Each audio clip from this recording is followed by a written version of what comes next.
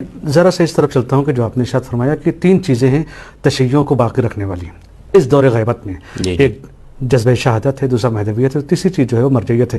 اور جیسے جب ظاہر سی بات جب دشمن نے ان چیزوں کو جان لیا ہے تو حملے بھی وہ ہمارے اوپر نہیں کرے گا، ان تین چیزوں کے اوپر کرے گا. میں چاہوں گا ادھر چلیں آپ. جی تو اسی لیے مرجعیت کے خلاف آج کام ہو رہا ہے.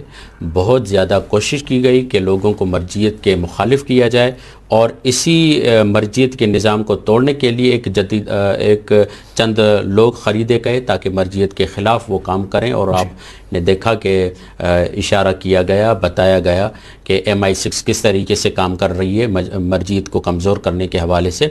تو یہاں پر اب ہماری ذمہ داری کیا بنتی ہے؟ یعنی دقیقاً ہماری ذمہ داری یہ بنتی ہے جو مرجعیت کو مضبوط کرتا ہے، گویا کہ خود امام زمانہ کی ولایت پذیری کو قبول کرتا ہے. یعنی یوں کہا جائے گا معذرت کے ساتھ، یہ مرجعیت جو ہے جس طریقے سے ائمہ اور معصومین علیہ السلام اپنے حضور میں اللہ اور بندے کے درمیان رابطہ ہوتے ہیں، غیبت میں یہ مرجعیت ہمیں اور ہمارے امام سے ایک رابطے کا ذریعہ ہے. جی بہترین یہی ہے، اور بلکہ یہ پریکٹس ہے.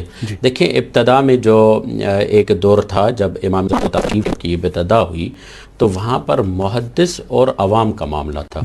یہ پھر علماء کرام نے کہا کہ صرف یہاں محدث اور مستمع کی بات نہیں ہوگی جو سننے والا ہو اور محدث ہو، بلکہ اسے تھوڑا آگے ترقی کرو، قوم کو بناؤ، قوم امت کی طرف آئے.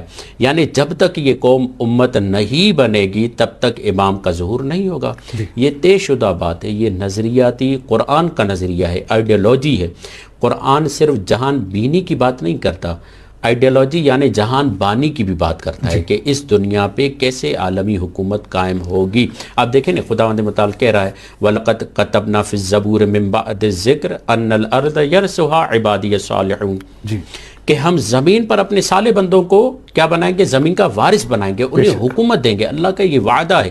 مگر یہ کیسے حکومت ہوگی؟ کہا یہ قوم جب تک ملت میں تبدیل نہیں ہوگی تب تک یہ قوم کبھی بھی اپنے امام کو نہیں پائے گی.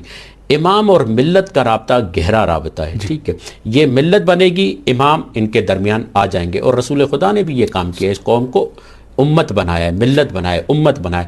امام اور امت کا گہرا تعلق ہے، اسی لیے امت کا تعلق امام سے ہوتا ہے. ٹھیک ہے، تو پہلے مرحلے میں کیا تھا؟ محدث اور مستمع تھا. پھر ایک دور آیا آگے بہبہانی والوں کا، انہوں نے کہا کہ اس سے آگے بڑھو، فقیہ، مجتہد اور ملت کا. یعنی تم ہماری بات سنو گے، ہم پہ اعتماد کرو گے، ہم تمہیں ایک قوم بنا رہے ہیں، ایک امت بنا رہے ہیں. پھر ایک دور آیا جو فقیہ اور مجتہد اور قوم سے بڑھ کر ایک تیسرا دور آیا جس کی طرف کہا گیا کہ امام اور امت کا دور. اور بتایا گیا کہ جب تک تم ان علماء کو لیڈر کی صورت میں نہیں دیکھو گے، رہبر کی صورت میں نہیں دیکھو گے، تو پھر تم امام زمانہ کو کیسے رہبر مانو؟ امام زمانہ کا جو معاملہ ہے وہ کوئی گاؤں دیہات محلے شہر کا معاملہ نہیں ہے، وہ ایک آفاقی معاملہ ہے، ایک عالمی معاملہ ہے. امام زمانہ عجل اللہ تعالی فرج و شریف جب آئیں گے تو پوری دنیا پہ حکومت قائم کریں گے. اور یہ ہم اپنی طرف سے بنایا ہوا نظریہ نہیں ہے، بلکہ قرآن مجید کی کئی آیتیں اس پر موجود ہے. خصوصاً یہ تو علماء اہل سنت بھی پڑھتے ہیں. بسم اللہ الرحمن الرحیم سورہ فتح میں ہے، سورہ صف میں ہے، سورہ توبہ میں ہے، والذی ارسل رسولہ بالہدی ودین الحق لیظہرہ علی الدین کلہ ولو کرہ المشرکون. یہ دو جگہ پر ہے، اور ایک جگہ پر آیا لیظہرہ علی الدین کلہ کے بعد آیا ہے وکفی باللہ شہیدا.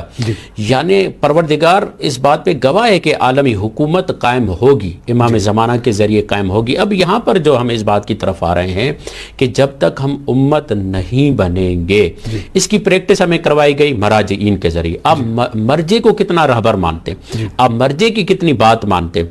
چھوٹے لیول پہ، مسجد لیول پہ پیش امام کے ذریعے ہم سے پریکٹس کروائی گئی، عبادات میں آپ اس کی پیروی کریں. یہ ایک پریکٹس ہے، ایک مشق ہے. کہ دیکھیں امام حسین نے جو اپنے نائب بنا کر اور اپنا وکیل بنا کر جناب مسلم بن عقیل کو بھیجا اور کہا کہ کوفے والوں کی طرف جائیے، تو جن افراد نے، جبکہ امام حسین نے ان کو اپنا فقیہ بنا کر بھیجا اور کہا کہ یہ رجل فقیہ ہے، اس کے فیصلے نہیں میرے فیصلے ہیں.